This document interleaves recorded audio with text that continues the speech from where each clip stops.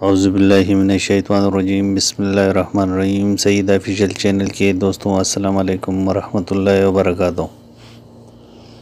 دوستوں، اگر آپ چاہو تو ہمارے چینل کو سبسکرائب کر سکتے ہو۔ ہم چاہتے ہیں کہ ہمارے نئے آنے والی آڈیو اور ویڈیو آپ لوگوں کو بآسانی مل سکے اور آپ لوگ بھی تاریخ اسلام سے مستفید ہو سکے۔ قیدیوں کو اس طرف لے گیا جس طرف زخمی قیدی کے خیمے تھے۔ لڑکیاں انہیں جاتا دیکھتے رہے، پھر ان لڑکیوں کو بھی لے گئے۔ فوج کے خیموں سے تھوڑے دور لڑکیوں کے لیے خیمہ نصب کیا جا رہا تھا۔ وہاں سے کوئی 100 قدم دور زخمی قیدیوں کے خیمے تھے، وہاں بھی ایک خیمہ گاڑا جا رہا تھا اور 6 نئے زخمی قیدی زمین پر لیٹے ہوئے تھے۔ لڑکیاں ان کی طرف دیکھ رہی تھی۔ دونوں خیمے کھڑے ہو گئے، لڑکیاں اپنے خیمے میں چلے گئے اور زخمیوں کے ان کے اپنے خیمے میں لے گئے۔ ایک سینتری لڑکیوں کے خیمے کے باہر کھڑا ہو گیا۔ لڑکیوں کے لیے کھانا آ گیا جو انہوں نے کھا لیا۔ پھر ایک لڑکی خیمے سے نکل کر اس خیمے کی طرف دیکھنے لگی جس میں نئے 6 زخمی قیدی لے گئے تھے۔ اس کے چہرے پر اب گھبراہٹ اور خوف کا کوئی تاثر نہیں تھا۔ سینتری نے اسے دیکھا اور اس نے سینتری کو دیکھا۔ لڑکی نے مسکرا کر اشارہ کیا کہ وہ زخمیوں کے خیمے کی طرف جانا چاہتی ہے۔ سینتری نے سر ہلا کر اسے روک دیا۔ لڑکیوں کو خیمے سے دور جانے یا کسی سے ملنے کی اجازت نہیں تھی۔ لڑکیوں اور 6 زخمیوں کے خیموں کے درمیان بہت سے درخت تھے۔ بائیں طرف مٹی کا ایک ٹیلہ تھا جس پر جھاڑیاں تھیں۔ سورج غروب ہو گیا، پھر رات تاریک ہونے لگی۔ کیمپ کے غل غپاڑے پر نیند غالب آنے لگی اور پھر زخمیوں کے کراہنے کی آوازیں رات کی سکوت میں کچھ زیادہ ہی صاف سنائی دینے لگی۔ دور پرے بحیرہ روم کا شور دبے دبے مسلسل گونج کی طرح سنائی دے رہا تھا۔ صلاح الدین ایوبی کی اس جنگی کیمپ میں جاگنے والوں میں چند ایک سینتری تھے یا وہ زخمی قیدی جنہیں زخم سونے نہیں دیتے تھے، یا صلاح الدین ایوبی کے خیمے کے اندر دن کا سما تھا۔ وہاں کسی کو نیند نہیں آئی تھی۔ سلطان ایوبی کے 3 سالار اس کے پاس بیٹھے تھے اور باہر محافظ دستہ بیدار تھا۔ سلطان ایوبی نے ایک بار پھر کہا، علی بن سفیان ابھی تک نہیں آیا۔ اس کے لہجے میں تشویش تھی۔ اس نے کہا، اس کا قاصد بھی نہیں آیا۔ اگر کوئی گڑبڑ ہوتی تو اطلاع آ چکی ہوتی۔ ایک سالار نے کہا، معلوم ہوتا ہے وہاں سب ٹھیک ہیں۔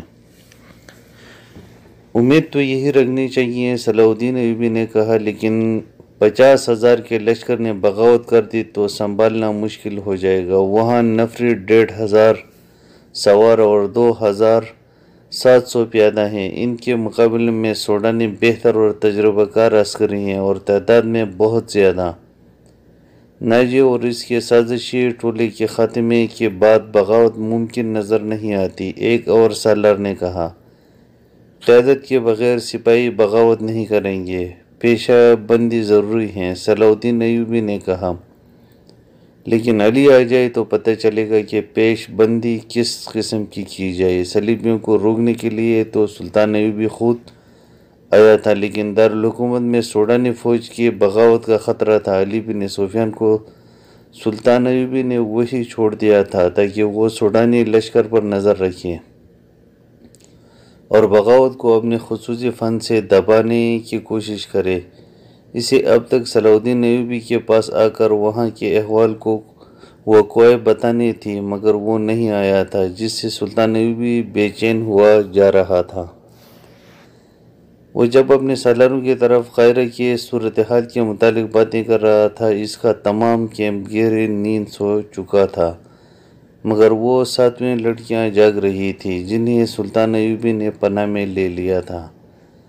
ایک بار سینتری نے خیمے کا پردہ اٹھا کر دیکھا، اندر دیا جل رہا تھا۔ پردہ ہٹتے ہی لڑکیاں خراٹے لینے لگیں۔ سینتری نے دیکھا وہ پوری 7 ہیں اور سو رہی ہیں، تو اس نے پردہ گرایا اور خیمے کے ساتھ لگ کر بیٹھ گیا۔ خیمے کے پردے کے ساتھ جو لڑکی تھی، اس نے نیچے سے پردہ ذرا اوپر اٹھایا۔ پردہ آہستہ سے چھوڑ کر اس نے 7 والی کے کان میں کہا، بیٹھ گیا ہے۔ 7 والی نے اگلی لڑکی کے کان میں کہا، بیٹھ گیا ہے۔ اور اس طرح کانوں کانوں میں یہ اطلاع 7ویں لڑکی تک پہنچ گئی۔ یہ سینتری بیٹھ گیا ہے۔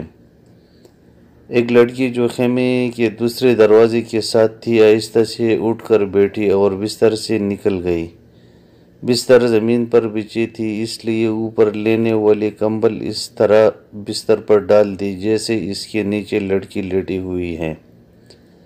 وہ پایوں پر سرکتی خیمے کے دروازے تک گئی، پردہ ہٹایا اور باہر نکل گئی۔ باقی 6 لڑکیوں نے آہستہ آہستہ خراٹے لینے شروع کر دی۔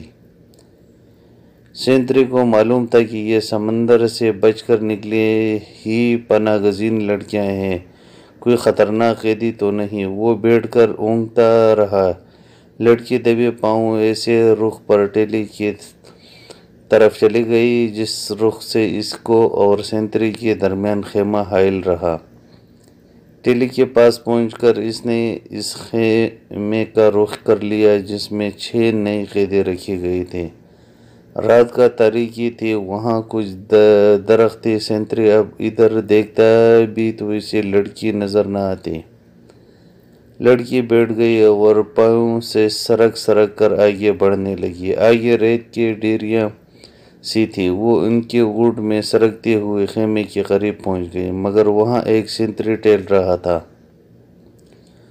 لڑکی ایک ڈیری کے پاس لیٹ گئی۔ سینتری اسے سیاہ سائے کی طرح نظر آ رہا تھا۔ وہ اب 2 سینتریوں کے درمیان تھی، ایک اس کے اپنے خیمے کا اور دوسرا زخمیوں کے خیمے کا۔ وہ اب 2 سینتریوں کے درمیان تھی، ایک اس کے اپنے خیمے کا اور دوسرا زخمیوں کے خیمے کا۔ اسے ڈر یہ تھا کہ زخمیوں کا سینتری اس کی طرف آ گیا تو وہ پکڑی جائے گی۔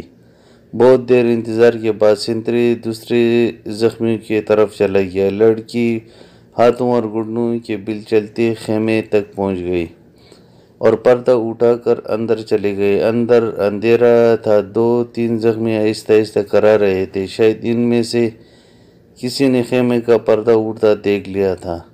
اس نے نئی آواز میں پوچھا، کون ہو؟ لڑکی نے منہ سے شی کی لمبی آواز نکالی اور سرگوشی میں پوچھا، رابن کہاں ہے؟ اسے جواب ملا، ادھر سے۔ لڑکی نے تیسرے آدمی کے پاؤں ہلائے تو آواز آئی، کون ہے؟ لڑکی نے جواب دیا، موبی۔ رابن اٹھ بیٹھا، ہاتھ لمبا کر کے لڑکی کو بازو سے پکڑا اور اسے اپنے بستر میں گھسیٹ لیا۔ اسے اپنے پاس لٹا کر اوپر کمبل ڈال دیا۔ بولا، سینتری نہ آ جائیں، میرے ساتھ لگے رہو۔ اس نے لڑکی کو اپنے ساتھ لگا لیا اور کہا، میں اس اتفاق پر حیران ہو رہا ہوں کہ ہماری ملاقات ہو گئی ہے۔ یہ ایک معجزہ ہے جس سے ظاہر ہوتا ہے کہ خدا یسوع مسیح کو ہماری کامیابی منظور ہے۔ ہم نے بہت بری شکست کھائی ہے، لیکن یہ سب دھوکہ تھا۔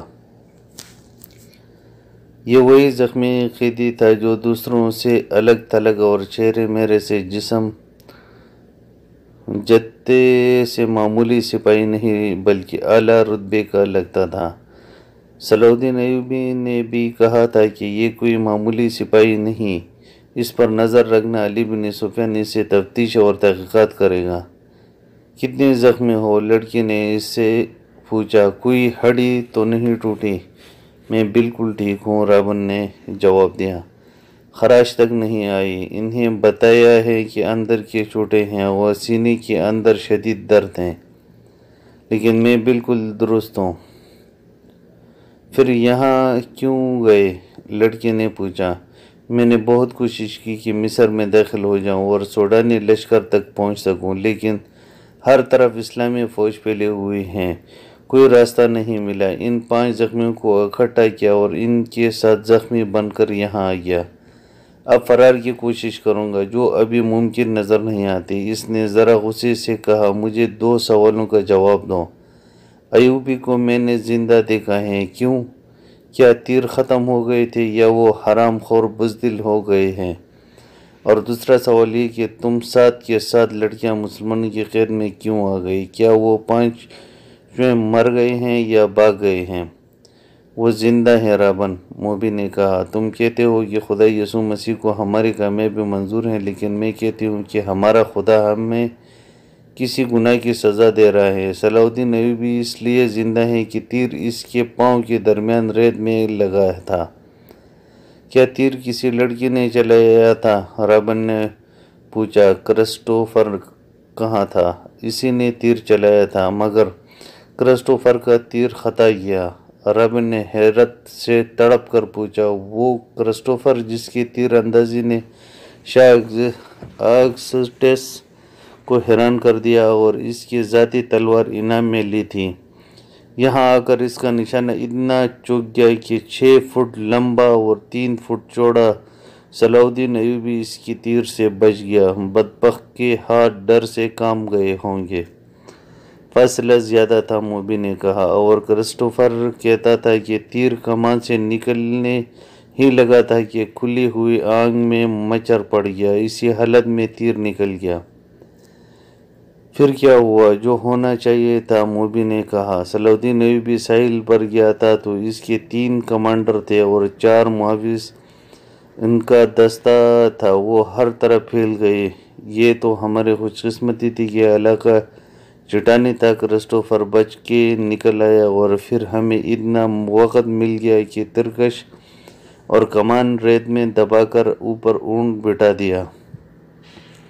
سپاہی آ گئے تو کرسٹوفر نے انہیں بتایا کہ وہ 5 مراکش کے تاجر ہیں اور یہ لڑکیاں سمندر سے نکل کر ہمارے پناہ میں آئی ہیں۔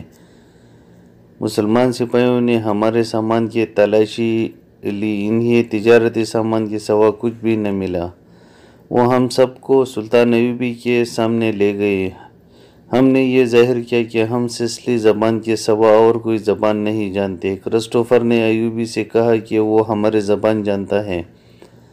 ہم 7 لڑکیوں نے چہروں پر گھبراہٹ اور خوف پیدا کر لیا۔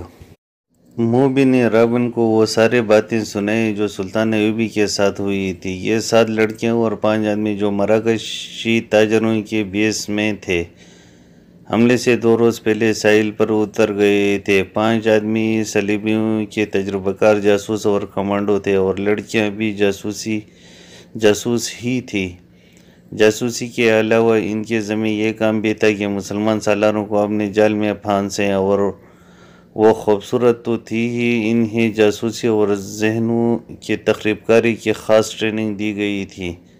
اس ٹریننگ میں اداکاری خاص طور پر شامل تھی۔ 5 مردوں کا یہ مشن تھا کہ صلاح الدین ایوبی کو ختم کرنا اور ناجی کے ساتھ رابطہ رکھنا۔ یہ لڑکیاں مصر کی زبان روانی سے بول سکتی تھیں، لیکن انہوں نے ظاہر نہیں ہونے دیا۔ رابن اس شعبے کا سربراہ تھا، اسے ناجی تک پہنچنا تھا، مگر صلاح الدین ایوبی اور علی بن سفیان کی چال نے یہاں کے حالات کا رخ ہی الٹا کر دیا۔ کیا تم صلاح الدین ایوبی کو جال میں نہیں پھانس سکتی؟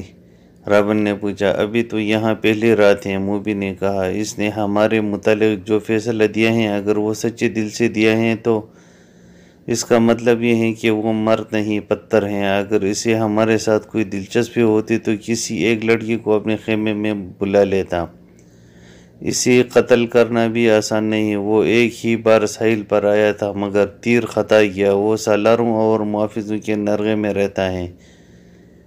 ادھر ایک سینتری ہمارے سر پر کھڑا ہے اور محافظوں کے پورے دستے نے صلاح الدین ایوبی کے خیمے کو گھیر رکھا ہے۔